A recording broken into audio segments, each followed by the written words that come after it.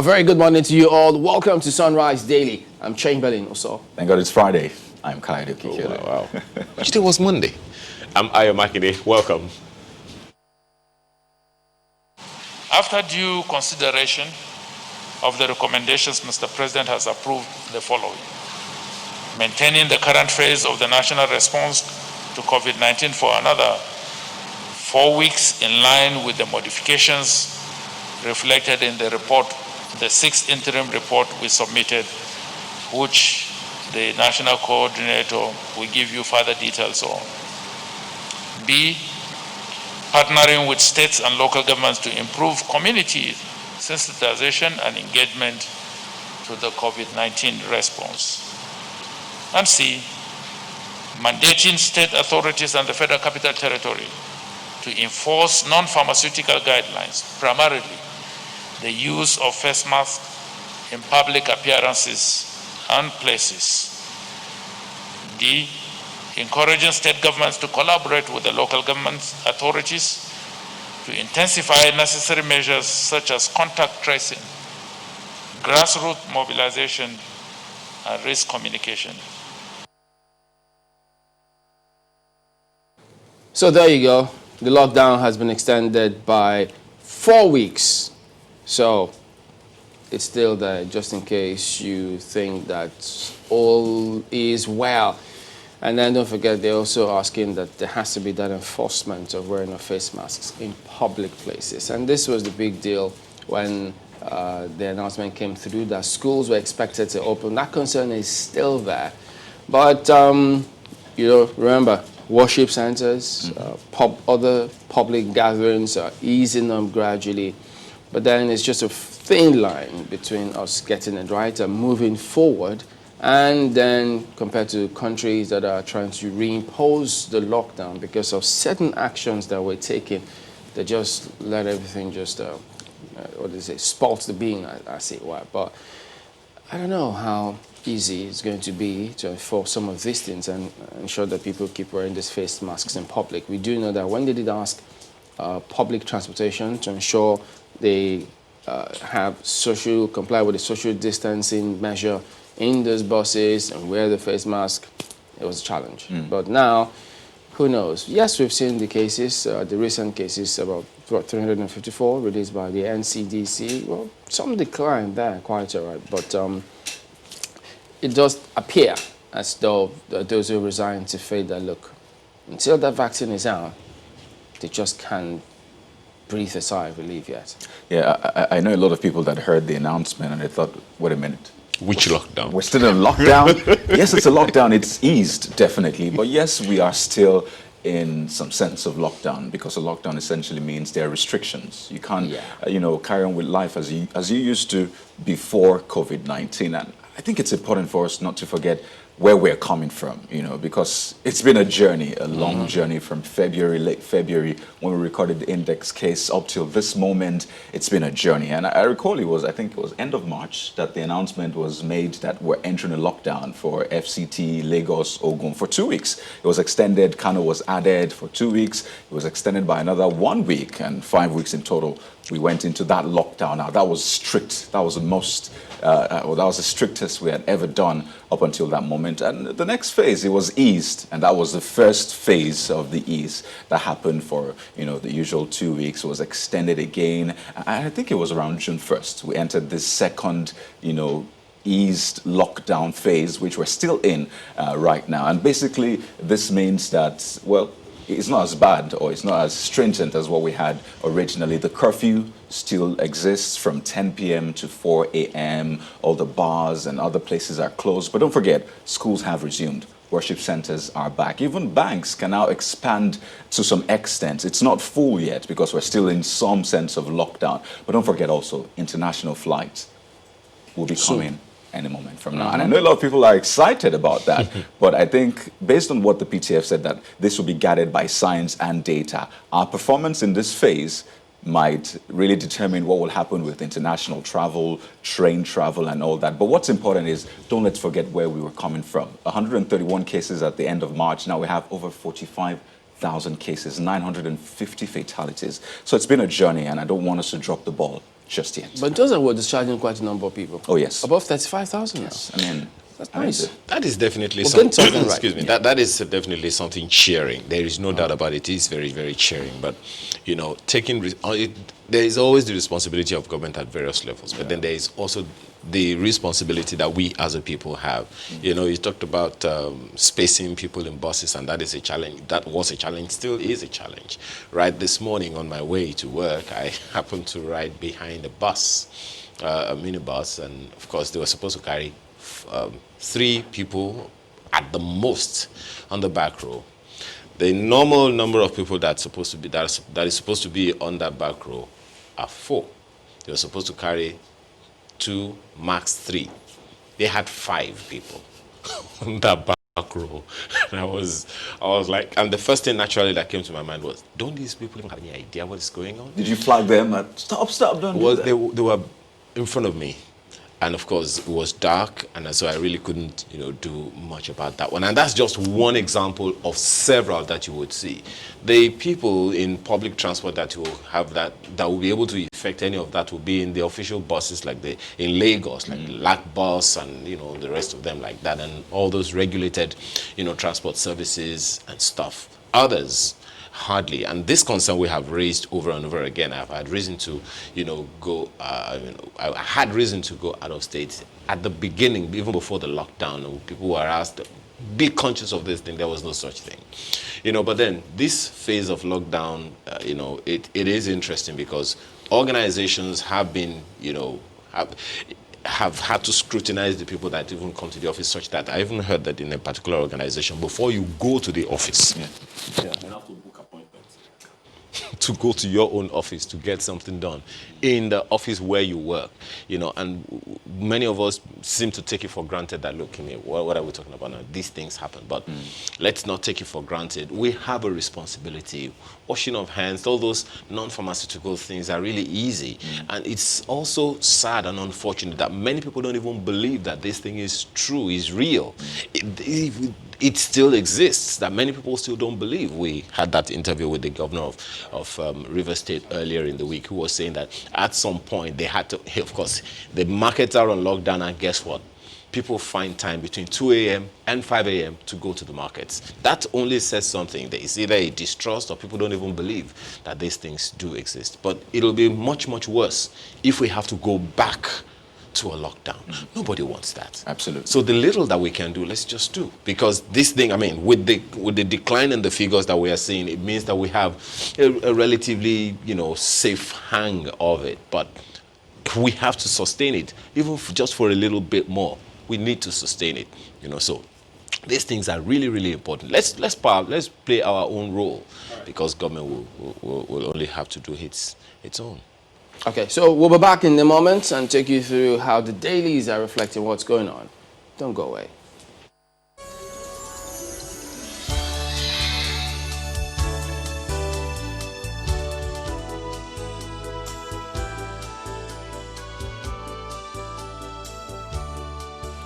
All right, welcome back. Let's run you through some of the dailies. And if you've been keeping tabs yesterday, you know what to expect. Take a look at Vanguard.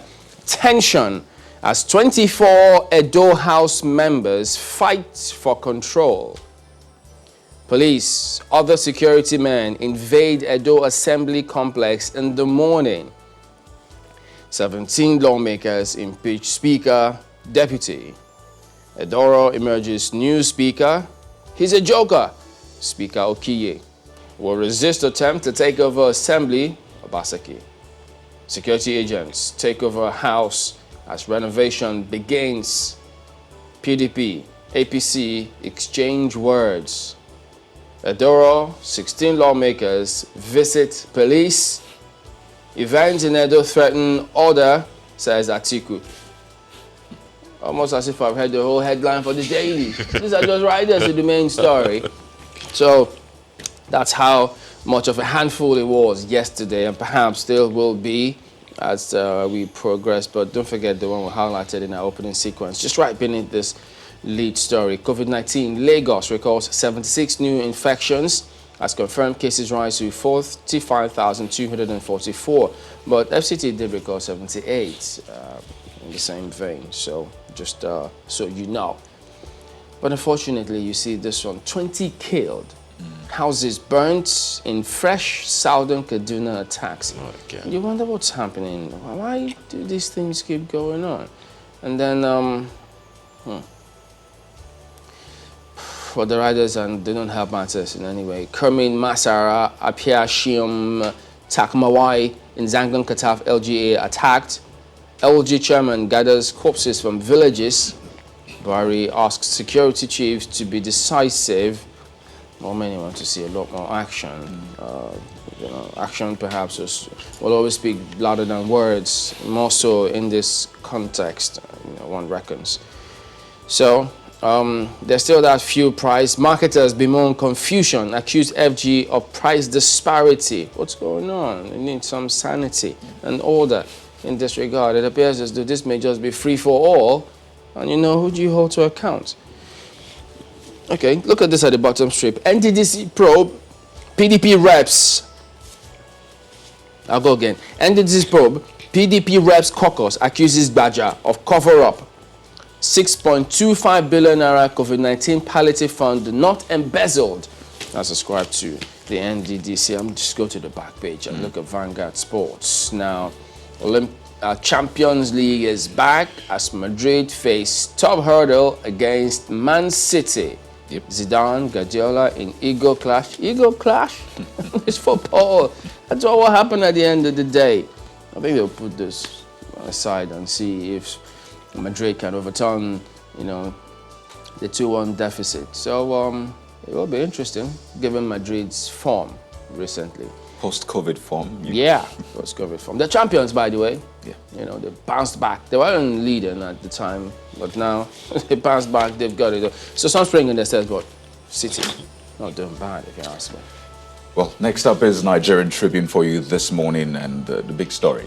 Battle for Speaker roughens Edo governorship race. But the riders, as you would expect, are quite a lot. Assembly complex roof removed, sand deposited at entrance gate, and that speaks to that picture you see on the front page. Now, on another day, a heap of sand and granite might not mean much, really. You just walk past it and not pay attention. But seeing what this achieved in court yesterday, then I'll never see a heap of granite and sand the same way ever again. I mean, that's like a symbol of this whole drama playing out in Edo State. Right at the gate. I mean, right at the gate. More riders. 17 pro-Oshiomhole lawmakers meet at secret location. Say Speaker, Deputy removed. Swear in Adora as Speaker. 17 lawmakers non-existent. Okie. Attempts to illegally take over House will be resisted. Obaseki. PDP, APC trade words. INEC threatens to abort Edo-Ondo polls over escalating violence. I think a lot of attention should be paid, to that statement from INEC. And really, I'd like to see INEC step up to the plate here, because from what we're seeing, you wonder what would happen on September the 19th. More stories on the front page. Right under that big picture, you see, don't treat U.S. alert on Al-Qaeda with levity. Middle Belt Forum tells FG. Buhari should seize opportunity to rejig military at Adebanjo. Government should ban open grazing. Encourage state police. Checkwas. Armed forces on top of situation. That's credited to Defense Headquarters. More details on page 2. A couple of other headlines on the front page. You see that sad one, 22 feared killed in fresh southern Kaduna attack. Page 26. And there's this story that has been brewing. Family demands CCTV footage of UI student's death in soap factory. Oyo begins investigation. That was really shocking and sad. You find more details on page 27. Police intercept 40 food container filled with, take a look at this, tramadol, codeine. That happened in Lagos. I mean, it seems this is still a huge challenge. It's on page 26. It's just that huge market. Really? The people still take it for granted that 40 food container. And is it something that just arrived or something that's been before COVID-19 started, the COVID-19 lockdown started? Man, so many questions and so many concerns. But page 26, she'll break it down for you. And you see Rep. Someone Adeosun Ahmed Farouk Others over 1.7 trillion naira allocation. You see how that will play out. It's on page 8. And there's something for you on sports page concerning UEFA Champions League. But you see this one. Willian agrees Arsenal £100,000 per week deal. Whoa. But that's credited to a report. You know, Willian, the Chelsea star. Some Vanguard too. Yeah. So we'll see how that one plays out. That's Nigerian Tribune for you this morning. Money you guys are quoting. Well, the Guardian newspaper also quotes money this morning. Revenue crisis may push budget deficit above 6 trillion naira. Okay. Government defies IMF on new taxes. There's a quote there. Projects must generate returns to pay back debts. Then you want to ask the question, which projects must generate revenue? You'll find out the details on the pages of the paper this morning. Operators ask for review of Fiscal Responsibility Act. Find the rest of the details in the Guardian newspaper. Continues on page 6.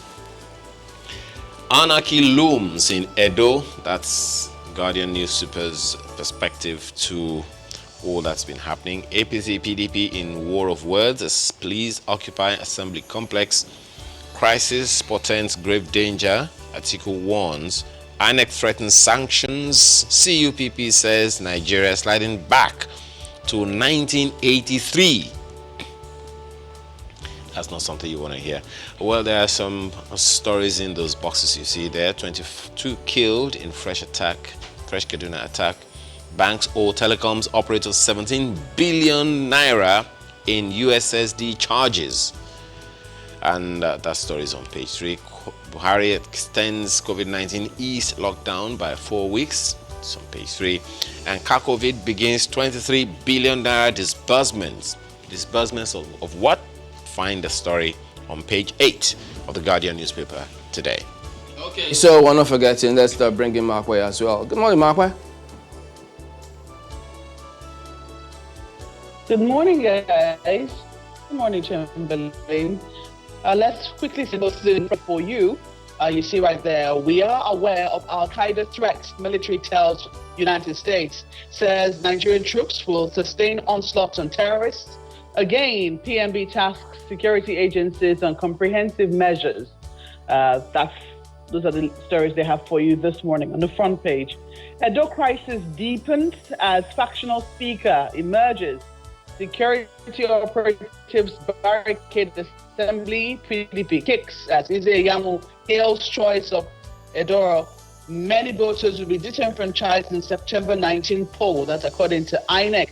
Perhaps they care to explain why. September 19. They have a number of other stories for you just beneath the nameplate. But let's look at this one at the bottom here. COVID flags up to 23 billion naira food palliatives for 1.7 million households. That is also there as well. At the bottom, Ipman sells PMS at 150 naira per litre. Shelves shut down a filling station. Nigeria should adopt Chinese model of food security. You might want to know who's speaking. And you also find this one on page 17. Twists and turns as Abuja Kaduna train service resumes. Also around resumption is this one here. Schools resumption. Governors move against feared second wave of COVID-19. That's a page 2 read for you. All on the front page of Leadership Friday. Okay, then, so take a look at Daily Times next.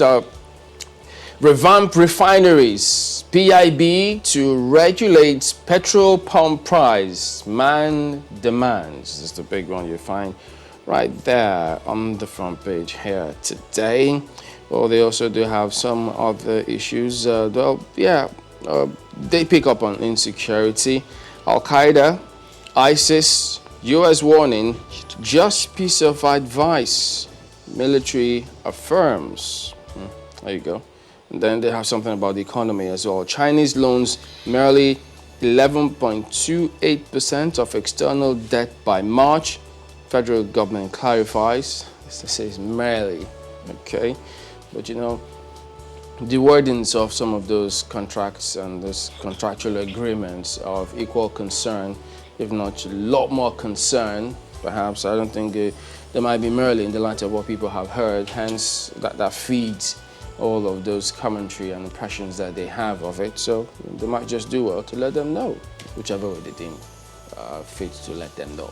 So that is Daily Times today. Well, Nigerian News Direct is next, and the lead story here concerns coronavirus and palliatives, if you may. You see, Kakovid flags off 23 billion naira food palliatives distribution for 10 million Nigerians, and I understand this is across all local government areas in the country. See that one on page 23, but you see the picture on the front page, tells a lot. You see, according to News Direct, Edo State House of Assembly new Speaker, Honorable Victor Edoro, and Edo State Police Commissioner Johnson Kokumo, and the legislator in Benin, Edo State, yesterday. And so you wonder what will be the implication of that meeting. We'll find out today, definitely. And, see more stories. Presidential assent delay in implementation of executive order on telecom infrastructure. It's coming from Pantami on page 31. But see this one. I mean, the USSD talk has been on for days, weeks, and even months now. But there's this one coming from NCC saying banks owe telcos 17 billion naira. That's a lot of money. Yeah, over USSD. How much of yours is there? How much of yours is there?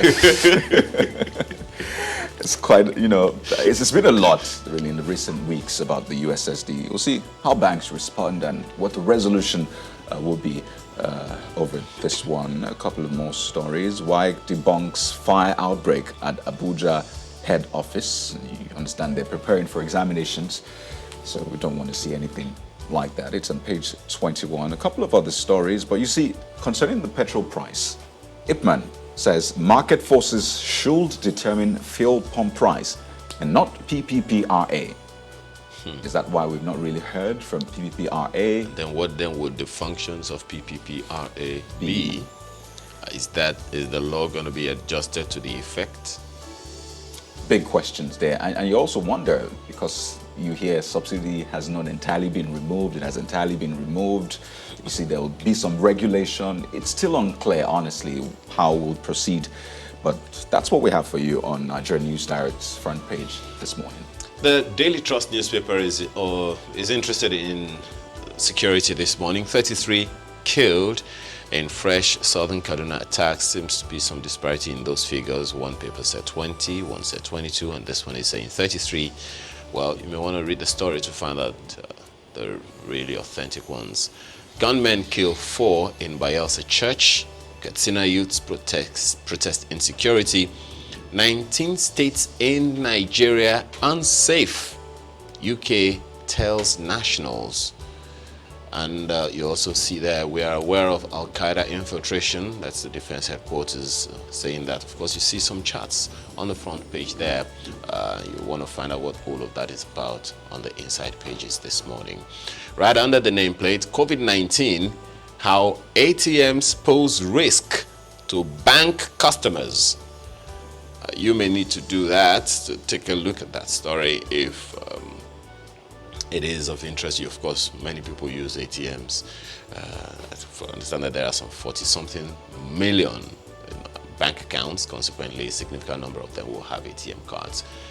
International flights to resume in weeks. That's according to the federal government. And, of course, 2 speakers emerge as Edo Assembly crisis deepens.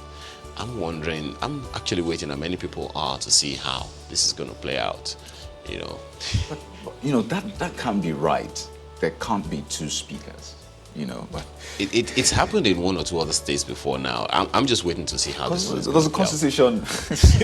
Well, especially since the elections are coming up. So. That's Daily Trust for you. Okay, so there you go. That ends a look at some of the dailies this morning. We will be back in just a moment. Do stay with us.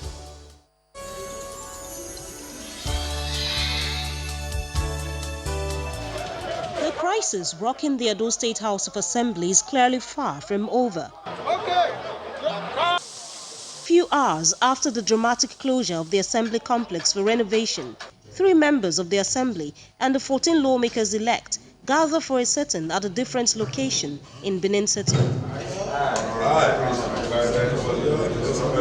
It starts with the inauguration of the members-elect by Deputy Clerk of the House, Samuel Efezokai. The Speaker... Done with that, the member representing Ovia Southwest constituency, Honorable Sunday Agado, moves a motion for the impeachment of the Speaker and his deputy. I therefore move for the impeachment of the Speaker and the Deputy Speaker as already stated. I so move. It's then seconded and ruled upon by the Speaker pro tempore, Honorable Emmanuel Agbaje. I, Honorable Emmanuel Agbaje, member representing Akoko constituency 2, sitting as Speaker pro tempore, do hereby declare that all actions of Honorable Frank Abumere Okiye, particularly the wrongful and illegal declaration of the seat of 14 members as vacant, is null and void and of no effect whatsoever. With the Speaker, Francis Okiye, and his deputy removed, a new Speaker, Honorable Victor Edoro, is elected, with Emmanuel Agbaje as deputy. Do solemnly swear and affirm that I will be faithful and bear true allegiance to the Federal Republic of Nigeria.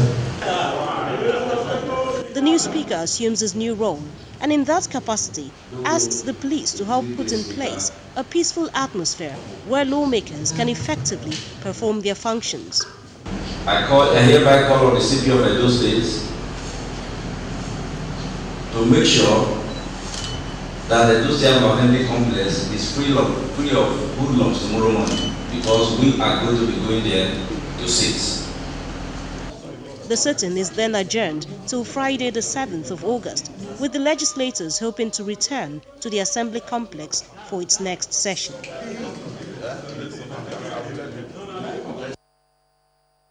So there you go, some of the developments that played out yesterday.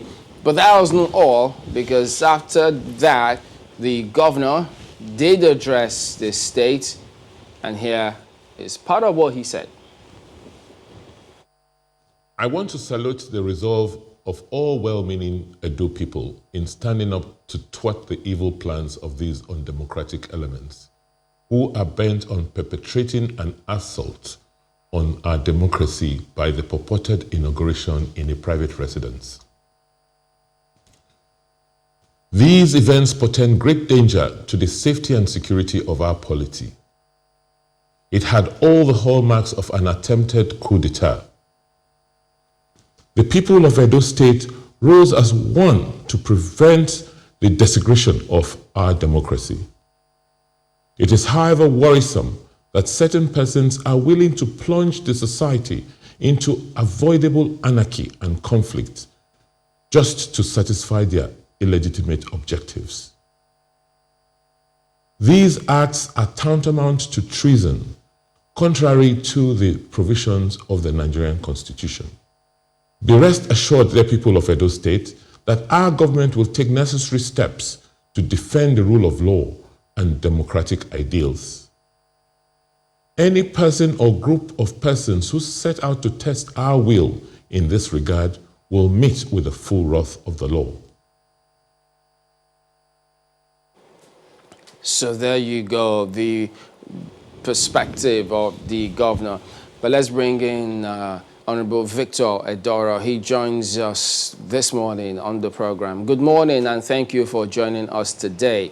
Well, I don't know if you heard the governor speaking there, but all these events of yesterday leaving Nigerians, even Edo citizens, just wondering how all of these things will eventually end, if it will not lead to violence ultimately. But let's get your thoughts about all of these things happening, particularly in light of what the governor has just said. Well, of course, you expected that he was not going to recognize you as Speaker of Edo State House of Assembly. How do you respond to that? Thank you very much. First of all, thank you for having me, Chamberlain. The truth of the matter is that it is not the duty of governor of Edo State to recognize the Speaker or the House of Assembly. If you check the organs of government in the states, the the legislature is even the number one. And it is designed like that because the legislature make laws for the states and make law for the government of the states. And it is not the duty of the governor to say, I recognize this or I don't recognize this. In the Edo State House of Assembly, we have 24 members. And if you look at the Constitution of the Federal Republic of Nigeria very well, Section 91, it stated very well, before a House of Assembly can start at all, you must have minimum of 24 and have maximum of 40. That means when you have 23 seated, inauguration cannot take place. We have passed that now. As we speak, yes, they said they went to court to try to stop the process of the National Assembly doing their necessary, carrying out their necessary function as concerned to House of Assembly that are having problem of this nature. But we have, members have come together, about 17 of us, and we have done the needful. In our House rule, it is expressly stated that when the House convenes and the Speaker or Deputy Speaker refuse to come, the House will elect the Speaker pro tempore among them to continue the process to avoid vacuum. And this is what we have done, and the people of Edo State are happy with us, and we have moved on. Whether the state is at peace now, it is in the mind of people. The popular opinion is that the people have taken the lead and things are working fine. I want to erase an impression. What is actually, I believe, is holding the governor to a fearful situation is that he's believing, or he has been so much hypnotized to the extent that he believes that we are out to impeach him. We are not going to impeach anybody. All we want to do is that the 24th constituency of this state must be represented, and we must make law for our people. Dividends of democracy must be channeled to the doorstep. Yes, we moved away from the House of Assembly yesterday to avoid anarchy. In this state, they don't have members more than us. We have the APC have more members more than Honorable PDP. Edoro, So just a minute. We'll come to some of those aspects of the events that are played out. But in some parts of that, the governor's briefing address yesterday, he referenced section 105.3 of the Constitution. And in that section, it clearly stipulates that subject to the provisions of this Constitution, the person elected as governor of a state shall have power to issue a proclamation for the holding of the first session of the House of Assembly of the state concerned immediately after he is being sworn in, or for its dissolution as provided in this section. Now, it says that the matter has gone to court. The court has pronounced that he has validly issued that proclamation and there cannot be another one. So, upon what would you rely on convening those members who have not participated in any legislative function and then swearing them in to then elect you as Speaker? what we have done yesterday is upon the proclamation that he has issued. It's a continuation. What we have done is that he issued a proclamation that brought about that House of Assembly that is in existence. It is a continuation of that House of Assembly that brought about our swearing in now. I want to ask a question. For example, if by peradventure a member dies or he resigns, does it mean the governor will issue another proclamation for that member to be sworn in? It's not so. It's a thing that must be done once, which he has done. And after that, he has no business in the House. But as it is now, the point is, they say that first is that those members who you sworn in have never participated in any legislative function. So how come that they all of a sudden are being sworn in to carry out those functions? In fact, they said that their seats are no longer available. If you can recall, among us, 5 of us were among the 12 that was sworn in before, based on this proclamation. It is those 5 people now that came together to have a speaker pro tempore that ushered us in and got us sworn in as members of the House. After being sworn in, we became legitimate members of Edo State House of Assembly, and we elected the leadership, where I emerged as the Speaker of the Edo State House of Assembly. And in this regard, there is no way a 7-member can override 17 members. Yes, purportedly, they made an attempt to declare a seat vacant. And we went to court. And in court, it was expressly stated that INEC cannot conduct an election to replace members because they do not have, the speaker do not have right to declare our seat vacant. So it is on that. If they think that what we have done is not right, they should go to court and we argue it out in court. We have done the right thing, and we are very right with the proceedings and the tenets of the law as we speak right now. Honorable Edora, I'm just wondering if the law provides for a continuation of a proclamation, just as you talked about the other time. Yes, you've argued that if anything happens and a seat is declared vacant, the speaker can do that same thing. But does the law provide for mass swearing in, a continuation, just as you have talked about? Yes, if you check our House Rule, Section 72, it is expressly stated, Speaker pro tempore can act when the Speaker and Deputy Speaker is not in the session. The House is of 24 members. And if this, let us even say the 12 members of them that were sworn in, 5 of them were there. And the Speaker refused to, if you look at those states for a very long time, no legislative business. They've not been sitting. And about how many, more than 80% of the constituencies were not represented.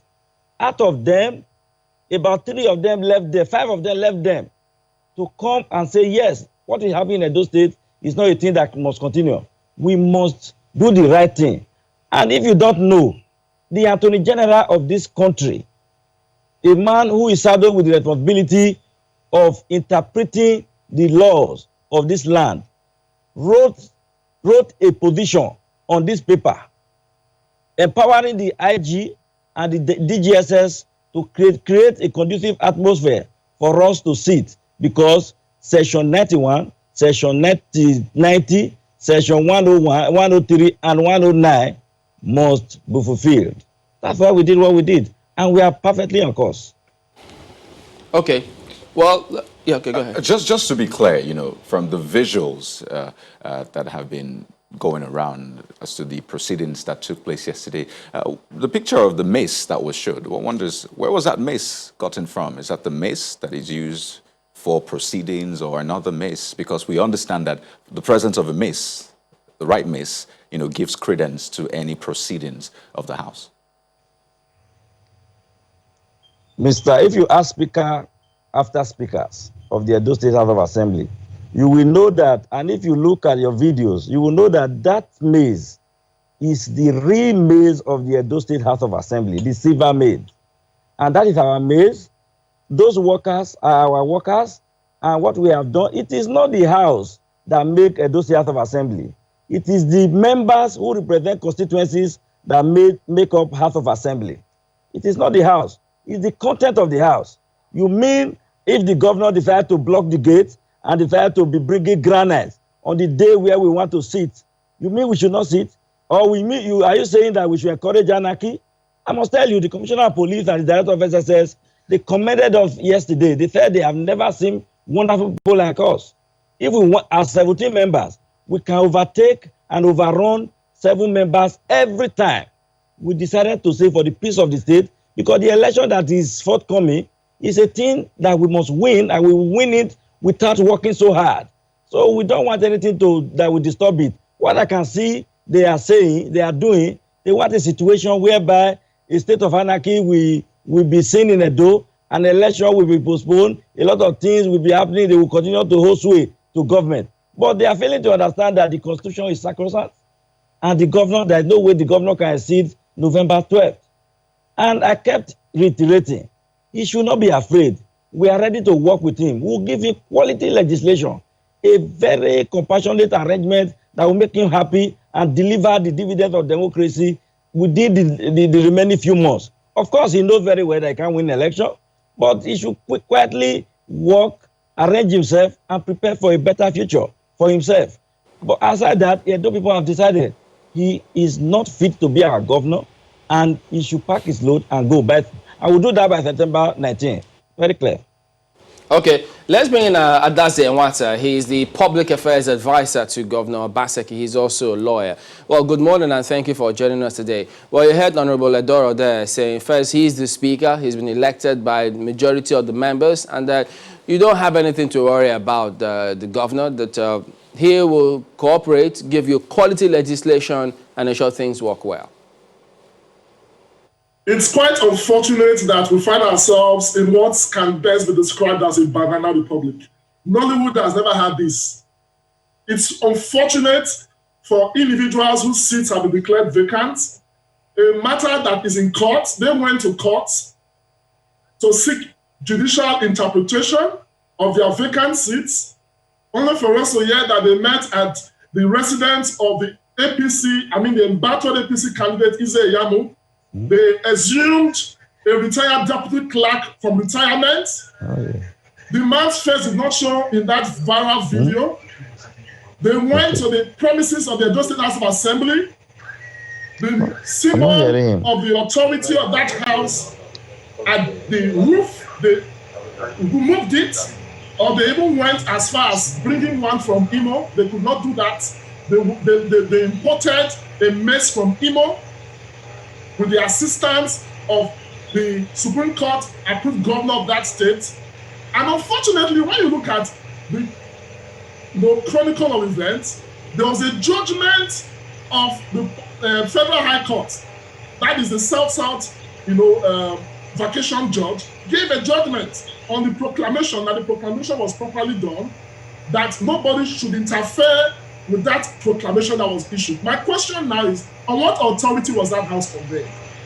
They said they impeached both the speaker and the deputy, meaning that the man that was initially impeached as deputy speaker has admitted that he was impeached as deputy speaker. The house was adjourned to reconvene on Monday, and what they have done is a coup d'etat on democracy. A coup d'etat on democracy. If they're in court, why not allow the court to decide? These persons have been away for more than 1 year. Their seats were declared vacant. If tomorrow a group of persons takes over the government of Nigeria, would the president allow this? This is a coup d'etat. It offends the provisions of Section 1 sub 2 that says no group of individuals can take over any part of the government of Nigeria. And it's quite unfortunate that Jodo is making reference to the Commissioner of Police. Is the Commissioner of Police not aware that these individuals met in Izayamu's house? Is that the venue of the Edo State House of Assembly? Is he not aware that the original mace is still within the premises of the Edo State House of Assembly? That they imported a mace from Imo? That is a rape on democracy. It is an insult to the collective will of Edo people. That individuals who have no authority can take over a part of the government of the state, and the Attorney General of the Federation is quiet. Mr. Doro, I beg your pardon, Mr. Nwata, do you have it on good authority that mace was imported from Imo? How do you confirm that? Can they tell us in all honesty where they got their mace from? Because we have security reports that, of course, there were thugs that came from Imo who were camped in Oshomeda's house along GRA. And unfortunately, that mace is from Imo.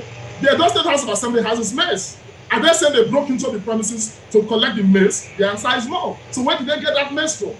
The international community, they are watching. They are making a mockery of democracy in Nigeria. This is not democracy. On what authority did they convene the house? Can a group of persons go to their village and convene the National Assembly? They are relying, they say that they have majority. Their seats not vacant. What about when they say they have majority of the members? The matter is in court. The matter is in court. They are not members of the House. Their seats have been declared vacant. On what authority did they meet yesterday? Did they have a quorum? The House of Assembly has a clear quorum. You have a man that was impeached as deputy speaker, then another member joined him. Then these 14 people whose seats have been declared vacant. We have a democracy. I want now to make this whole thing look so cheap. Even the PDP members are in court, asking the court to declare them the rightful persons to occupy those seats. Let's get Honorable Doro to respond to those issues that you raised pointedly. Just hold on, Mr. Nwata. Well, Honorable Doro, first, the matter being in court, I believe you went to court to ensure that justice is done. But as it is now, he's pointed this saying, first, this is tantamount to self-help. you're taking matters into your hands, and that mace it's not the mace for the house, and that it was gotten from Imo. Is that right? Well, Chabalin, thank you very much. I don't really like any issues with people who allowed what entered their pocket to becloud their sense of reasoning. As a matter of fact, I like issue-based discussion. I'm going to discuss issues. I won't discuss all those frivolous things. You see, the House of Assembly, first of all, we did not meet in pastor's house. We paid for a center, and maybe I didn't know, I would have come with the receipts. We paid because since we cannot hold anything in somebody's house, we are going to hold our sessions. If we cannot access the House of Assembly, the security agents have given us time lag. They are going to clear the place for us to take over. And before we take over, the business of legislation must continue. That is why we went to pay for a center. That's why we went to pay for a center, and we are using it. See, the IMO, what has IMO got to do with those House of Assembly? Chambali, just look at your videos, just look back. You discover that maze, you will see it. It's a product of the House of Assembly. And that deputy clerk is a deputy clerk in the Edo State House of Assembly. The issue is what we are talking about. Let us face facts. What about the part that says the matter is in court? Why resort to self-help? Yesterday, members, out of the 5 members who were inaugurated, the Speaker pro tempore emerged, and the Speaker pro tempore made mention that the Speaker did not consult, the then Speaker did not consult with members. He made pronouncement, and it was illegally made. For that, our seats were recovered, and we were sworn in. I think what is important is that democracy is a matter of number. Yeah, but I need you to address that particular question. What becomes of the court case? The court is still there. They can, if they feel what we have done is not right, they should approach the court. And we are here to come with them. And we will not hide. What is important is that we are telling them and we are appealing to them. We are all colleagues. We are not enemies. They should come. Let's sit together. Nobody is born to be a speaker. If tomorrow I am no longer accepted by members, I should be removed. If he is now finding favor, in the minds of members, he should be returned as speaker. It's a matter of numbers. He can always come. We will work together. And moreover, he's my brother. I will not even have the guts, as I speak now, to declare a seat vacant. And because the only way a seat can be declared vacant is when you move from the party that brought you to office to another party. And as we speak, none of them has left APC. We are APC members. They are only just supporting Honorable Joe, let me have not declared that they are not PDP. If they have, let them tell us so that we know what to do. Okay, earlier on in your response, you mentioned or you referenced the security agencies, and you said that they were meant to clear a place for you to hold your sitting, and when that wasn't forthcoming, you had to move and get the hall, which you said you rented to hold that proceeding. So are you saying that the security agencies were aware of that sitting which you had? Were they in the know? Of course. They were duly communicated.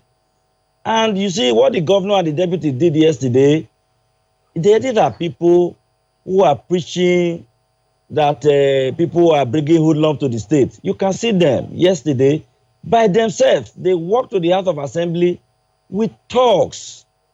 Imagine the governor boldly. If you have immunity, do those talks have immunity? I want to believe that the police were overwhelmed, but we have cautioned them. They should, as a matter of fact, subsequently prepare themselves very well to make sure that the hoodlum do not overrun them. Because if that continues to happen, it will be a very serious disencouragement to the members of the public. So as far as we are concerned, everything is fine. We are moving on. Today we are going to sit for the first time, though we experience quality legislation. All right. Let's go to Mr. Nwata. Now, he has said they're going to sit today, and we saw that the meeting they had with the Commissioner of Police asking that they clear the House of Assembly and allow them sit today. And he has said that the security agencies were in the know from the get-go about this particular sitting. How does that hit you, really? As a constitutional lawyer, I feel so pained when a person who was elected but refused to go to the House for over 1 year, his seat was declared vacant, himself and his co-travelers, they went to court, asking the court to adjudicate. The question is, what has changed? He uses a phrase, take over, that we went to take over. A member elect whose seat has been declared vacant. An implication of that is he's no longer a member of the House of Assembly. Even INEC was to take steps to organize elections. They took INEC to court. Is it that we don't have hope in the judiciary? Is it that we have a system where anybody checks laws into their hands? I paint a scenario. Atiku was in court to challenge the process that led to the emergence of Buhari. Did Atiku take over the reins of power from Buhari while he was in court? When we say rule of law, in every democracy, we have set rules that must be followed. It's like using the rules in basketball to play football. You don't do that in a democracy. He makes reference to the police. Is it not saying that what they did has a tacit approval? Because we are aware that a member of the presidency actually told them that they could go with some set of federal SARS, and I think that is the SGM, Boss Mustafa, a member of ACN.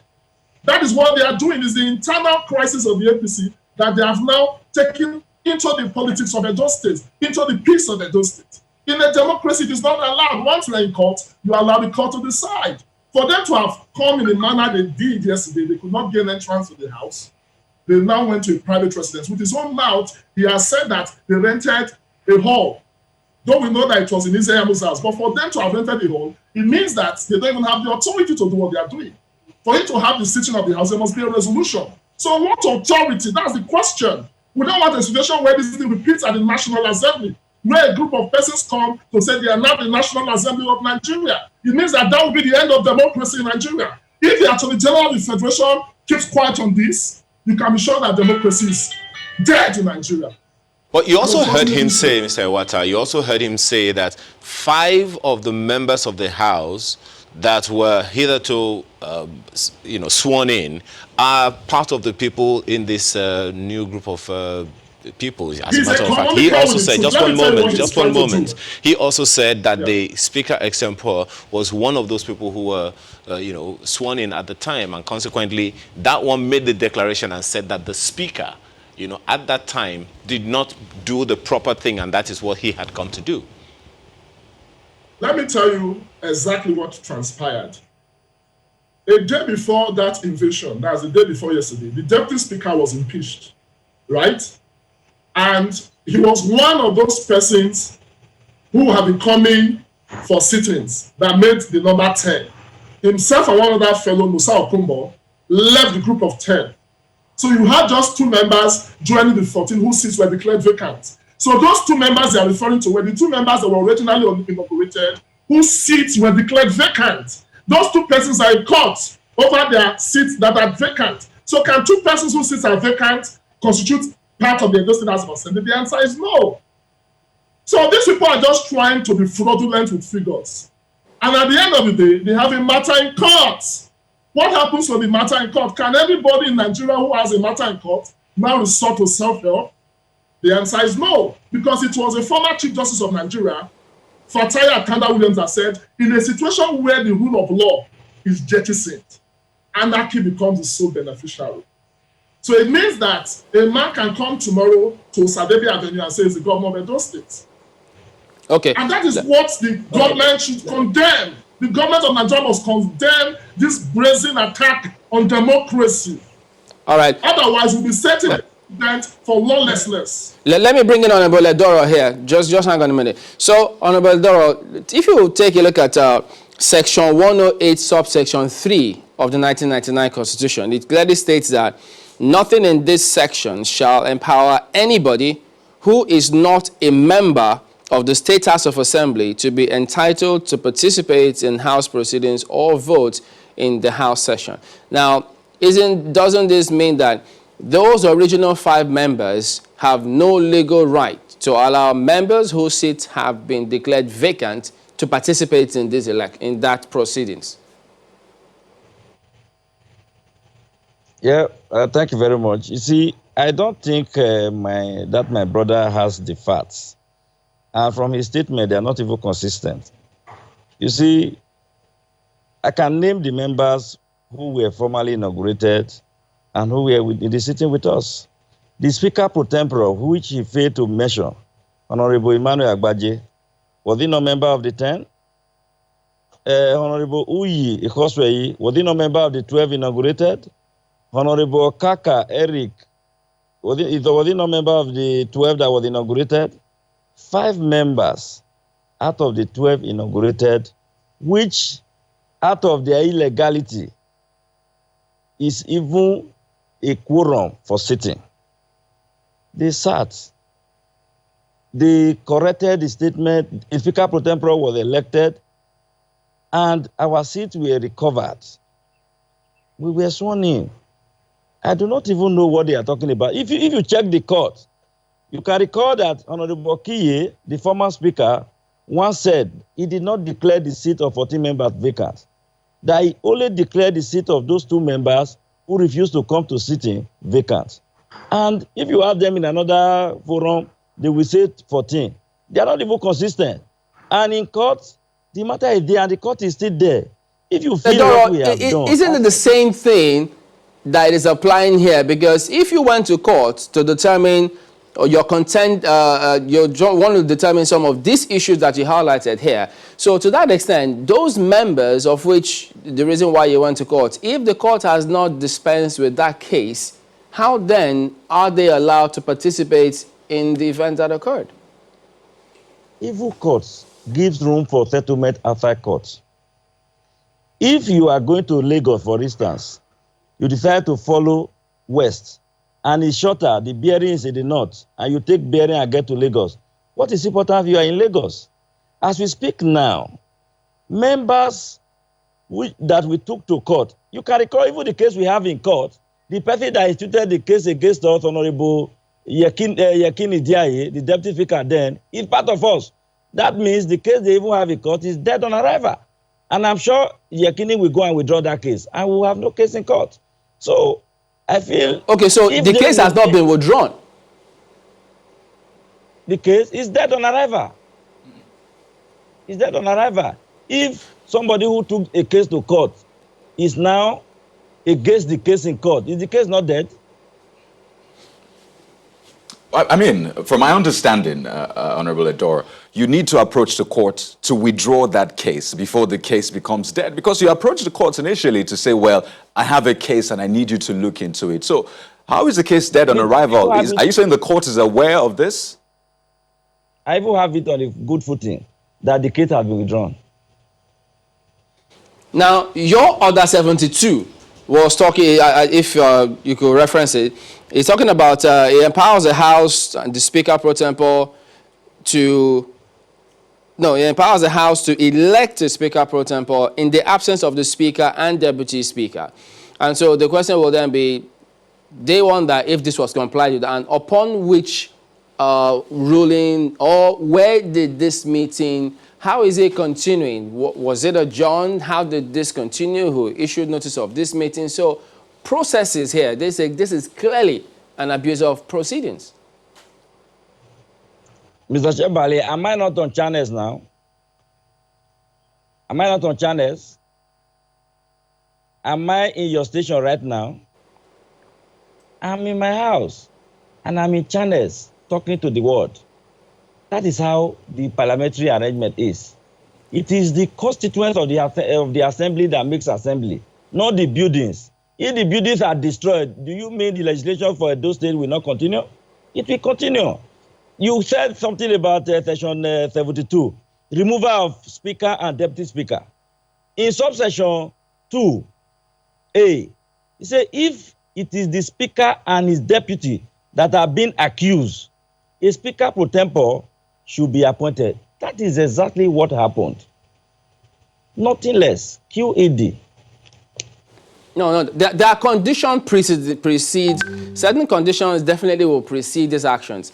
Now, when you say I'm here, you're there, yes, that can happen with our own circumstances here. But you have rules of proceedings because you were tempted to go to the assembly where the hallowed chamber is to conduct your proceedings because you recognize that that is where proceedings should hold. But when that couldn't happen, you got to hall. Does your rule allow for that? Thank you. Thank you. The House of Assembly, as we speak now, following what they deposited, is under construction. And as we speak, they move from House of Assembly to Government House. Is Government House a State House of Assembly? Exactly what they have done is what we have done. They are members representing their constituencies. We are members representing our constituencies. So the majority is the one that will take the day. And my advice for them is to let us come together and sit. Even if they don't like where we are sitting, we can have a neutral point where we can sit, all of us come together. If they feel I cannot be speaker, let them move a motion. It will be voted for. The speaker will emerge. If isn't this double speak? You're asking them to go to court, but you have a case in court and you resorted to self-help. Well, to us, this is like beauty is in the eyes of the beholder. To us, it's not self-help. But if they feel it's self-help, they can approach the courts and court will interpret. Let's take this back to Honorable Enwata now. I beg you about Mr. Enwata. You've heard him. You want to react to that before I ask my question? Do you want to react to what he said, Mr. Enwata, before we throw in the question? Can you hear me now? Okay, because one of the things that I said in law, okay. There's no proper way to do the wrong thing. Because what they have done, there's nothing in law that allows you, when you're in court, to resort to self-help. Because if they say because the House of Assembly is meeting in its old legislative chambers, that now gives them authority to try to invade, and failing to invade, they choose to rent a hall. And you call that Edo State House of Assembly. 14 members whose seats were declared vacant because he's lying. He mentioned Uyo Kaka, he mentioned Uyo Ekosoi, he mentioned Emmanuel Kaka. These two persons were part of the 14 whose seats have been declared vacant, and they're in court. And unfortunately, he talks about withdrawal. Unfortunately for him, in the matter that validated the proclamation, it is at the Court of Appeal, the National Assembly are the appellants. They are the only ones that can withdraw. Then when you now talk of their seats that were declared vacant, the matter are twofold. First, they went to court to challenge INEC that their seats are not vacant, and the court is sitting because on vacation. They have not withdrawn that matter. Then PDP also went to court saying that since these people have failed to do their functions and their seats were declared vacant, that they are the rightful persons as first runner-up. So if matters are in court, is it proper under a democratic setting for people to take the laws into their hands? That's a big question. If they are now saying that it is the police that have authorized them, how come the police did not allow them to gain entrance to the House of Assembly? Because the Commissioner of Police resisted there. They are just trying to blackmail the Commissioner of Police. And I want to renew my call to the President to ask Boss Mustafa, who is the SGF, to decide if he's part of Buhari's government or is against Buhari's government, because he's the man behind this. Because the federal police that came to Edo, they invaded Edo, including the talks of Igbo, because this is not right in a democracy. We have a government in Edo State. We have a speaker. So these individuals are strangers as far as the law is concerned, because when they are in court, it is only the court that can decide the constitutionality or otherwise. So what they did yesterday is a Nollywood act, which can only happen in Idi Amin's Uganda. Even under Idi Amin's regime, we didn't see this kind of brazen rape on process. The deputy clerk who retired many years ago they brought, that man has even committed an act against the Legislative House's law. Because the mess that he brought, I don't know, because he said it's from him, violates the law. Even the action of these 14 persons is a coup d'etat. They took over an arm of the Edo State government, contrary to Section 1 sub 2, that says you cannot do that. And Section 37 sub 2 of the Criminal Code makes that offense punishable by death. Because tomorrow, some persons can come and the National Assembly and say they met somewhere in Anambra. It's not done. This is democracy. There are rules. You must follow the rules. You cannot use basketball rules to play football. Okay, Mr. Nwata. So, the challenge here now, Mr. Nwata, the challenge here is, I mean, there's a lot to wrap our heads around. And a lot of people are wondering, where do we go from here? Don't forget, INEC is also threatening to postpone the elections if the current trend keeps going on. I mean, we don't want violent elections in this country. And that's a big picture for a lot of people. Now, this happened yesterday, the whole drama unfold from the House of Assembly to the venue where this proceedings took place. And I recall that one of the statements made at that proceeding yesterday was that, the Commissioner of Police should clear the State Assembly for these members that we saw earlier to hold their sitting there. And the question is, what do we expect next? I think moving forward, it is for the police to try to be neutral, because if you don't have institutions like the police, we cannot keep together the fabric of our democracy. They know too well that these people wanted to invade and they prevented an invasion. So what they're going to do in a hotel or a private residence is a show of shame. It only has a place in Nollywood because the House of Assembly is still intact, the principal officers are still intact, and these persons have committed a criminal offense. If the federal government fails to do something, the Criminal Code Law of Edo State, Section 37, has been violated, and the state government will prosecute these individuals because at best they are criminals, having admitted that they attempted to take over a part of the Edo State government. It is because of the elections, as he rightly admitted, Edono said, it's about the elections. So Oshomole wants to create crisis in Edo because he can't do people for over a year in Abuja so that a state of emergency will be declared. And the president will realize that whatever affects a part of Nigeria affects him. He's commander-in-chief. He swore on oath on the day it was inaugurated to defend the territorial integrity of Nigeria, which Edo State is part of. Let's take this back to Mr. Edoro now. One of the things that a number of people will be wondering is, on the one hand, there is a Speaker of the House that the governor recognizes, and on the other hand is your faction of the, of the House of Assembly. So question then is, given that you have decided to begin to sit and provide, as you have said, quality legislation, how valid will that be to the governor? Well, as a matter of fact, constitutionally... Are you asking me a question? The onus is on the government of Edo State to respect... No, can you hear me now? Okay, Mr. Edoro, I was trying to find out from you. Now, generally, everyone knows that there is a Speaker of the House of Assembly in Edo State that the governor recognizes. And now there is you and your faction of the House of Assembly. You said you are in the majority. Seeing that the governor does not recognize you, how effective will your legislation or legislative activities be? The House of Assembly is an independent institution. It is not for the governor to recognize us. It is compulsory and mandatory constitutionally for the governor to respect all our resolutions. And when laws are made by us and he refuses to recognize it, he knows the consequences. So I need him to know, and I know in no distant time, he will be advised by his advisors if they are genuine to him. There is no way minority can overrule majority.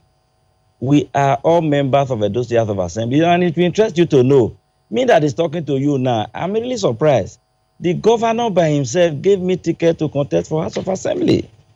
And I refuse talking in the press since, because I just feel that I should allow things to happen naturally.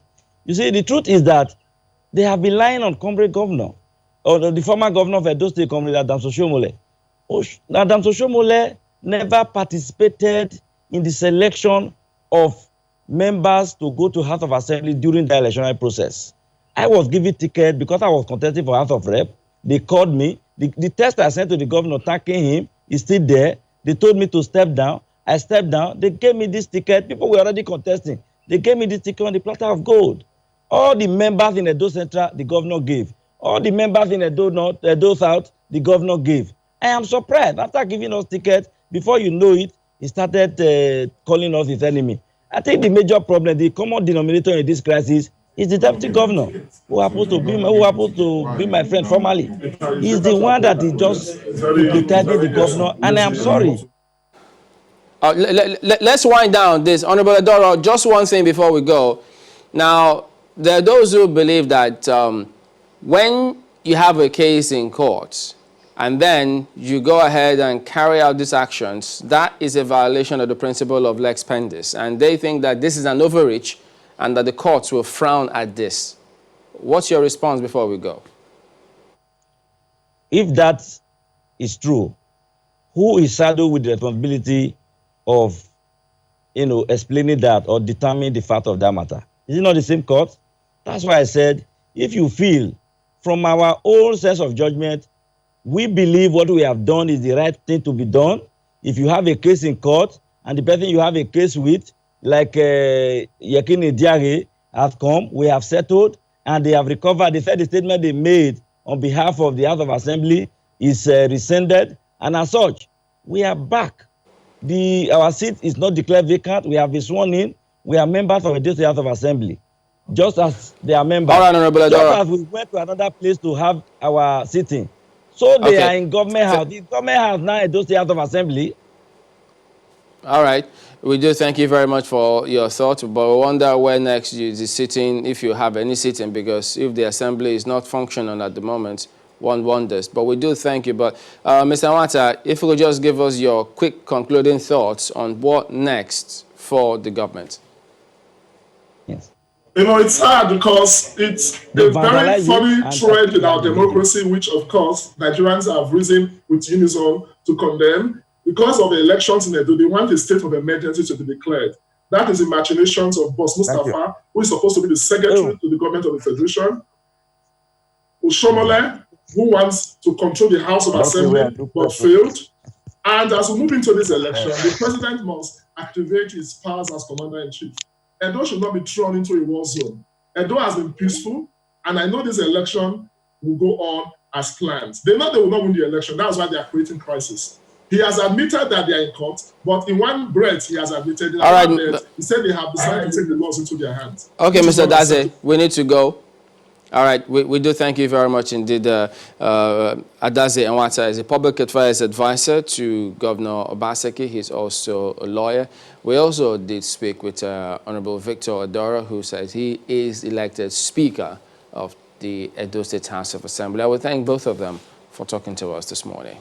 From Edo, we want to switch our attention to security, which is something that has been in the news for quite a while now, especially what's been happening, the latest figures coming on from Southern Kaduna. We also understand that overnight, some between 20 and 33 people have been killed, depending on which place you are getting your source from. To discuss this, we have Reverend Ladi Thompson with us, who is a strategic security researcher and consultant. He joins us from our studios in Abuja. Thank you so much for joining us this morning. You must be concerned about all of this that is happening, but looking at all of these, what are those things that we are missing? Well, thank you very much. I do think anybody would be concerned because of the amount of bloodshed that has gone on. Now, first of all, I think what we need to establish is that we have to be very careful at this point in time not to come together again till we come to the point of analysis paralysis. I've been here with you, over the years, and we have granulated many issues about this peculiar challenge. And I think the point right now is that we don't need to repeat any things that we have said before. We must now take a fresh and practical look at this situation and make very decisive, we have to make decisions that definitely will help us. Now, like I said, to avoid analysis paralysis, we don't need to go back again. Over the past 10, 15 years, I've been here explaining that unless you diagnose a problem properly, there's no possibility that your prescription will work. So in a sense, over the past 20 years or thereabouts, I'm not very sure that Nigeria took out time to diagnose exactly what the challenge is.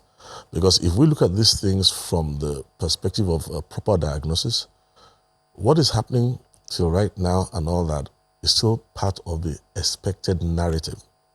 But one of the hopes that I have, which I think points in the right direction for me, is the fact that the president of the country openly called his service chiefs and said there needs to be a total overhaul of strategy. Now, the questions that matter to me is this. Number one, do we have what it takes in Nigeria to handle this problem? If the answer is yes, that we have what it takes to handle this problem, the second question there is, why has this solution eluded us? Now, if we're able to granulate that, it definitely will reflect. I was taking a look at the National Security Strategy document that was upgraded in 2019. Very robust document. But in the light of what has continued to happen, I looked at a few of the chapters on terrorism, and then I began to see the fact that we actually need now to come to accept that what we are dealing with has both a global, regional, and local portent. We need to agree, according to the diagnosis that we have been supplying through the years, that we are dealing with a hydra, and the fact that it also uses force multipliers. From what we've said through the years, and I've never changed my mind about this, after studying this about 10, 15 years ago, gradually, if you remember very well, I brought up the word concatenation, which was the fact that if you're going to beat this thing, you must be ready to join dots that other people cannot see.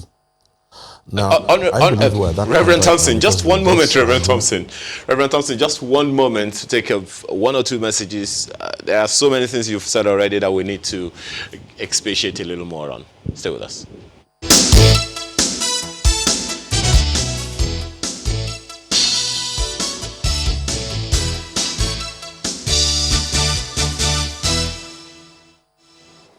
Welcome back. Well, Reverend Thompson, you spoke about the dots that we need to connect. Could you tell us about them? Well, it's very simple. Like I said to you, when you have a problem that is complex, a problem that has different portents to it, I'm talking about the fact that you have a global, portent, you have the regional from the West African coast, and then you have the national, and then even local issues. Now, when you have that kind of challenge, oftentimes one of the biggest problems is even diagnosing what the real problem is. Let me simplify it by saying, let's look at this COVID-19 thing, for instance. Now, if we were not getting accurate help for diagnosis, a lot of what people would have been saying is that, oh, this person has pneumonia, this one has, heart trouble and all sorts of complications, and nobody will be able to pinpoint the fact that if you join all those dots one by one, the results points to COVID-19. So that's what concatenation really is. It's a pattern that is there, difficult to see. And that's the reason why, whether we like it or not, for many years in Nigeria, we were living in denial, even though we had already had the, global terrorism problem within our borders and boundaries. What is your impression about, because speaking about diagnosis, of course, many would like to see us get it right in that regard. But you do remember that some time ago, the West, they spoke loudly saying they could help Nigeria, they could provide intel, not necessarily putting boots on the ground. And so many people had their hopes up. Former French president was in the country, they had that meeting, and many thought we were going to kick on from there. And then here we are. What do you think went wrong at that point? Well, I don't know that something went wrong. What I'd like to say is that we are learning. You see, first of all, there's no nation of the world that's going to conquer this problem without considering the fact that you must not cede certain parts of your sovereignty to whoever is assisting you. For example, I'll give you a good example quickly. Go and granulate the definition of terrorism in France, the official definition, and go check what the official definition is in America, check what it is in Saudi Arabia, you are going to discover that practically all nations of the world have had to define this problem from their own perspective. So the truth is that when France wants to offer you help, or the United States of America wants to offer you help, they're going to offer you help with the primary interest of their own nations first, which will only help you up to a peculiar point. And then don't forget that as long as we gloss over the local challenges that we have, these people, no matter how benevolent any country is, there is a limit to the amount of help that can be rendered. So when it came, I mean, I'm sure there were a lot of military aid that came in, operations, training programs and all that. But is it that in Nigeria, we need to come to understand that there's only, all that can only go so far? This is a problem that primarily we have to take responsibility for ourselves. We can't outsource the solution. Identify the challenge, which is defining terrorism in the context of Nigeria. How well have we performed in that context? Because, I mean, you said different countries have their definitions. What is it for Nigeria? Well, like I said, one of the things I want to avoid is analysis paralysis. And more so if I put myself in the position of a mother who has just lost a son, or a breadwinner who has been hacked to death by things that continue. So I think what we need to focus on to avoid analysis paralysis is the fact that there are 4 basics that every country must put into place, you know, if it's going to beat this thing. And if you go back over the past 10 years, I've kept saying to you that there are these 4 things that have to be in place. Now, the military aspects, the kinetics, boots on ground and all the training, no matter what we do, maximum it is 17 to maybe 30% of the solution. Because the kind of threat we're dealing with is a hydra. And because of that, you find out that Nigeria has tried. Let's be very frank, because I was thinking to myself that even the military chiefs, when they sit down and get together, they're probably going to have to come back to Mr. President to let Mr. President know that, look, Mr. President, when it comes to the military aspect, our boys are trying, our people are trying. We have spoken so much about asymmetrical warfare. We have spoken so much about hybrid threats. We've spoken so much about breaking the chain of traditional command. We have spoken so much about interagency cooperation, regional cooperation, and all these things which are done all over the world. But no matter how much of that you do, and you neglect the other things that have to be done, it will be tantamount to wasting the lives of young soldiers and our operatives against this threat. What are those things? As much as you say we like to avoid, analysis, paralysis, but we have to talk about this issue. So what are those things really that are being neglected? Okay, well, I just think that the upgrade, like I said, all eyes in Nigeria right now, since the president has given marching orders and the service chiefs are putting their heads together, speedily, all eyes should be on the upgrade of the National Security Strategy document. I think the last one was in 2019. I was looking at it. So I think the focus now should be on that.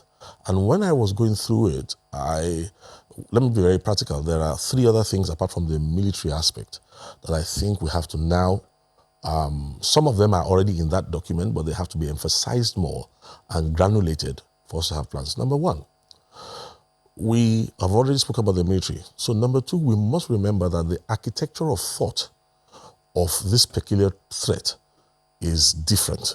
What does that mean? It means that we must get into the heads of the enemy. Remember that the greater enemy uses the lesser problems. The greater enemy studies Nigeria, studies enmities. Look at Southern Kaduna, for instance. You will think that all that is going on in Southern Kaduna is just local. No, there are portents of it that are local, sponsorship, regional sponsorship, global. And you see, you need a consensus builder. If that problem in Kaduna is going to be solved, we have to recognize the fact that there are certain traditional splits that have always been. And what we need right now in Kaduna, beyond the military aspect, is that we need a seasoned statesman beyond maybe a non-state actor or a group of non-state actors who know African style, how to appeal to people on a one-on-one and actually help us to build consensus and close the gaps that are being exploited. So I said architecture of thought because you have to be ready to think this thing through. As long as the enemy keeps outthinking us, we're not really going to make a headway. And that's number 2. Now, for number 3, we must remember that conveniently for all these things, there is an ideology that is being sponsored. And it's a combination not only of just a philosophy, but it also ropes in a religion. Now, that's very clever because it makes it a lot more dangerous. We also need right now to realize that in Nigeria, we have to have a Nigerian ideology that is much stronger than any ideology that it can use to try and divide us. And even though religion is a very sensitive issue, I believe that Nigeria has what it takes in terms of wisdom, the capacity, and people who can sit down and structure something for us that protects, watch this, the mind of the average Nigerian and strengthens us against, the radicalism process that is well thought out. Now, the last one is what we call narratives. You see, the narrative, the ideology protects your mind, but the narrative is what bonds all of us together. We really have to, at this time, pay attention to the Nigerian narrative. You see, my challenge right now is that people die in Chibok. There's some attacks going on. The attacks are going on in southern Kaduna right now and all that. For a few days, somebody shouts over breakfast in Lagos and says, look at what has happened. I don't like this. And all of a sudden, instead of us all coming together and feeling the pain together, you find out that all sorts of conspiracy theories are springing up left, right, and center.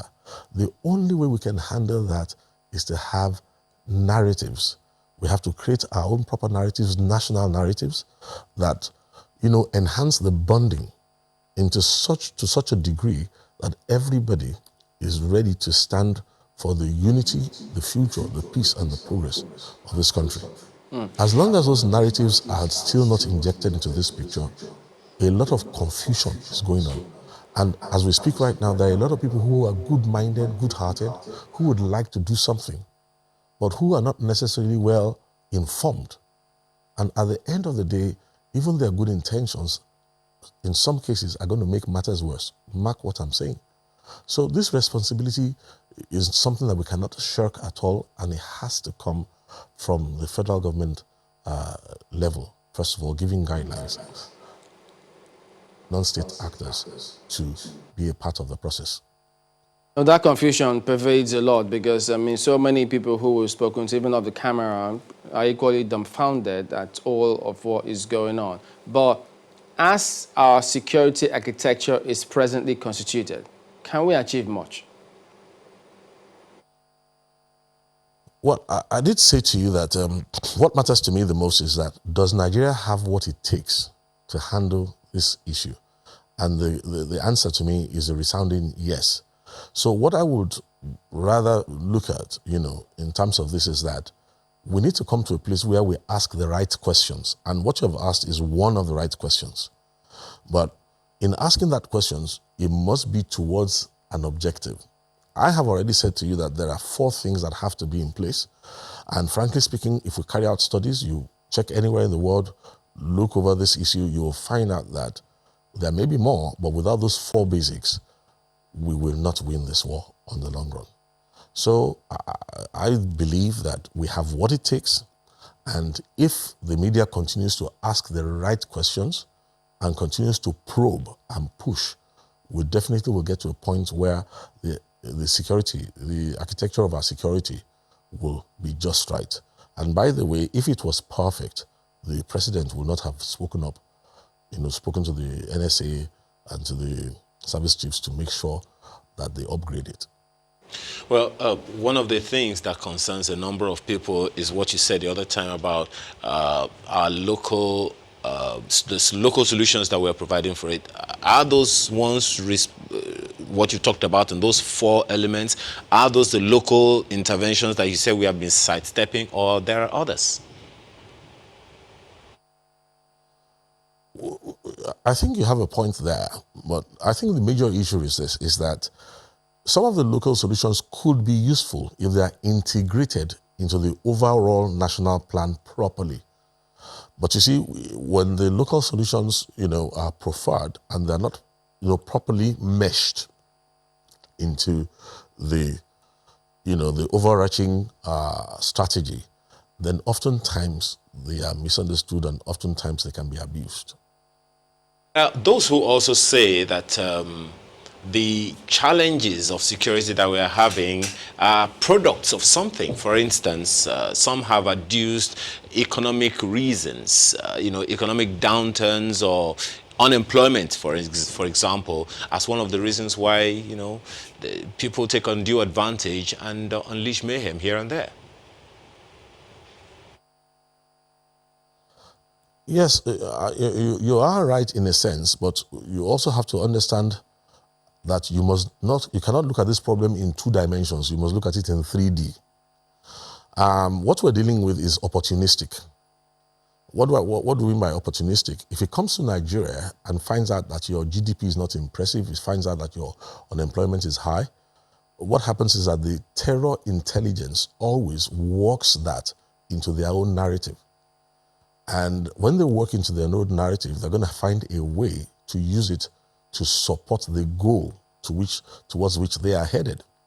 So in that sense, if we said, oh, okay, the economic downturn is this and that, you are right. But if you, however, now isolate it, and let me tell you why this is very dangerous, because for many years, I was almost amused when I saw one of the former prime ministers of Britain, Tony Blair, when he came to comment on the Nigerian challenge some years ago. He was spouting this economic theory because that is the policy that they have had towards, Nigeria. But the point is, when exactly the same thing happened in his own country in 7/7, there was no mention of any economic challenges. They went straight away to the core of the problem and called it what it was and began to tackle it directly. So in the same vein, Nigeria has to be very careful. Look, you see, in solving the problem that we're looking at, it involves a whole lot of money. Now, that is a big challenge again for us in Nigeria because of corruption. Now, everybody will want to say, oh, the problem is under my purview. It's under the preserve of what I do. Why? Because it attracts a lot of funding. Now, to that effect, we allow that to happen. What will ultimately result is that we will lose the nation. And that's why I'm saying to you that there has to be a central overview that patches all these little bits and pieces and works it into the main narrative. The time, pardon me, when people listen to some of what you've said over time, over the years, they listen to others who have equally spoken on the same vein, and to them, when those issues make sense, and then they expect the authorities to carry out steps or take actions based on some of those things which they consider that make sense, there's a level at which people will get frustrated when they don't see that. Now we've seen protests in Katsina, particularly about security. We've seen that in some other states where they call for people to help themselves. Now, what level, how far or close are we from losing it when people say, listen, I've had enough. I don't see the authorities taking actions that I see will save me. For those who are losing families, there's nothing we're going to tell them except they see actions. How far or close do you think we are from losing it or getting it right? Well, it depends on if you look at a glass and say it's half empty or it is half full. I think we've been on a learning curve. And I did mention something to you earlier on. I said to you that we are going to have to include non-state actors into this loop if we are going to overcome this challenge on behalf of the nation. I think we're getting to a point right now when a lot of people who are influential, who are not necessarily in governance per se, have begun to realize that this problem is our problem, as opposed to a government problem or a military problem or a northern problem or a southern Kaduna problem. It is actually a national problem that is a part of a global problem. And once we get to that point, I would expect, honestly, that people and persons who have the influence will now realize why we need to move using some of the advantages we have as Africans, because there are some advantages we have as Africans in terms of consensus building and opinion molding that have not even come into play at all. For good example, the politics of Nigeria is so acerbic that it's been very difficult to forge any degree of partisanship in terms of facing this challenge. Now, I'm saying to you that from without, we are going to have to put pressure on the political class to slow down their bickering and make sure that we have a united political front against this threat, or else the threat will continue to use even that. And that's why you say sometimes that, why is it that with all the analysis here and there, people say, look, government is not going to just jump up and implement, except, for instance, the media begins to ask the right questions and stays on the right questions, and except opinion molders get to work and put pressure here and there. Now, don't forget that government often is like a locomotive. It's easy for a car or a motorcycle to make a U-turn, but when a locomotive wants to make a U-turn, there are processes. Now, these are things that I have had to settle to accept as realities. I think there are a lot of Nigerians who are very theoretical, who in their minds think they live in another country where people have paid the price and laid the foundation for processes to work. Now, the same challenge that is behind healthcare system is the same challenge behind all these things that we're talking about here. So I'm saying that we have reached a threshold where we are going to have to take responsibility, and we're going to have to put pressure on government with wisdom, not as antagonists, but as stakeholders who have a common future that is invested in whatever government is doing. I believe that that's where we are at right now, and that's a positive step.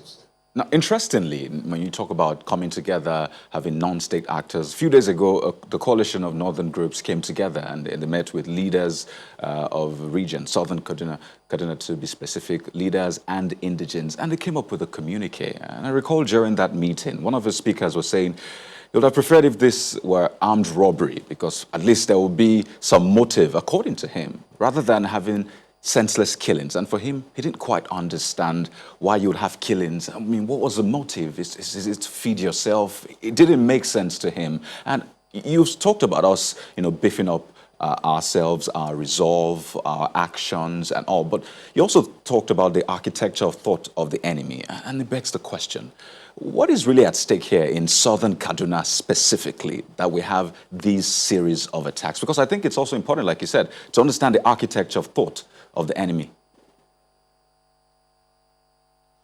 Good. From what you have said, even that inclusion, that comment itself betrays the fact, like what we have said, that this problem was designed to be difficult to diagnose.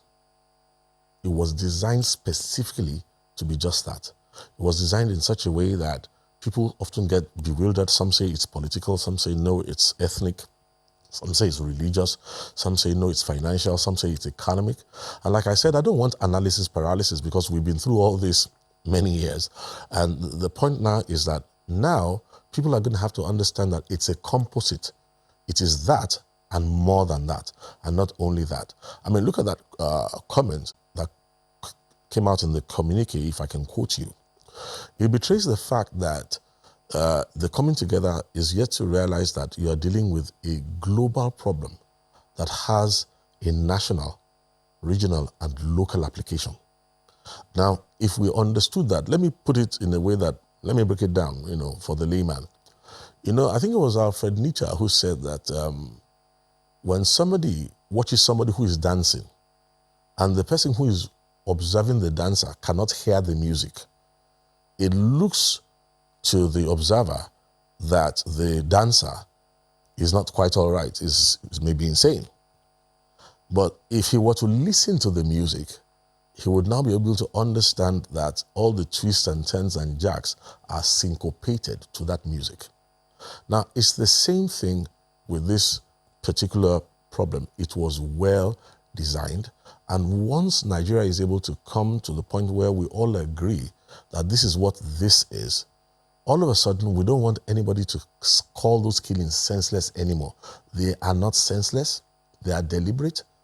They are done in a particular way.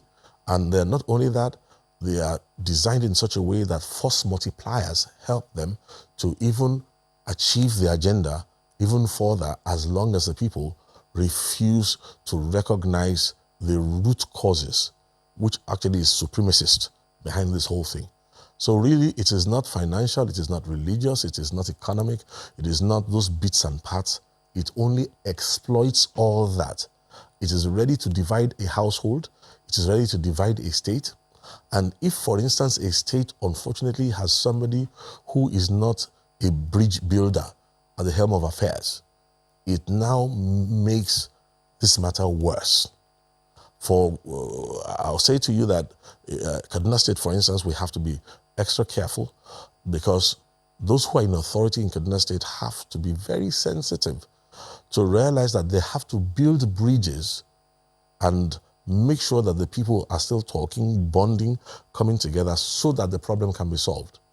Now, there are utterances and there are responses that people in authority can make that actually deepen the problem, whether knowingly or unknowingly. So these are things that are additives. But what is most important is the central overarching document that we are waiting for. And by extension, as you wrap up, it suggests from what you've said is that we need to stop looking at this problem from our own prism, or better still from a keyhole. We need to see the big picture such that we can approach it as such. Is that right? Absolutely, absolutely. Once we can do that, we would realize that whoever feels he's safe, who sits in Lagos and says that, oh, it was in Niger State the bombing went on, that person will be quickly educated to find out that the person who did the bombing in Niger State actually traveled out of Lagos 3 days before it to go to Niger to go and carry out the act. So that way there will be a joint, responsibility across the entire nation. Nigeria has what it takes to beat this problem. We can do it. We can do it. It's just that we need to wake up on time, and we need to create the necessary synergy and put those 4 things into place. And honestly, nothing can withstand us when we're united and determined. A very fine place to leave it. We do thank you very much indeed, Reverend Ladi Thompson, strategic security researcher and consultant. Thank you for talking to us today. Pleasure has been mine. All right, so let's go ahead and take a look at what you think of some of the matters that we have had today. Let's start off with Titilayo Laleye's comment, who says, when this issue occurred in Ekiti State, I was talking about Edo matter now, and military took over Ekiti during Fayoshe's tenure, courtesy of PDP, it was right and they got away with it. And now, when the table turned and the APC took their turn, PDP cries foul play, politics. What goes around comes around. Take a look at this opinion from Joseph Dario Lowa saying, from the onset, I foresaw this. Governor Obaseki refused National Assembly to intervene. The governor speaks in the tone of democracy, but far from democratic tenets. May God help Edo State. In the few months ahead, it needs not to leave bad legacies, according to him.